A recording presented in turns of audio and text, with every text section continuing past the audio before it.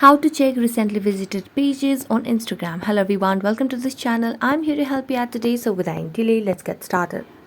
So first of all, launch the Instagram application on a device and make sure that you're logged into your account.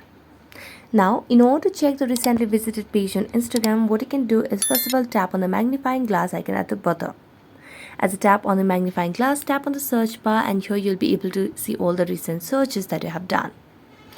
So this is one of the ways. Now if you want to see another way, what you can do is simply you need to go, or you can just like any of the pages that you would want or that you have seen, and what you can do is simply tap on the profile icon at the bottom right and then tap on the hamburger icon at the top right corner. Now tap on your activity option and here you can see the option of likes under interactions. Select on that, and as you do that you'll be able to see that you have liked a particular post of this particular page, so you can just tap on it and there you go. Yeah, you can check your recently visited page on Instagram. So that's it. Thank you so much for watching this video. See you next time.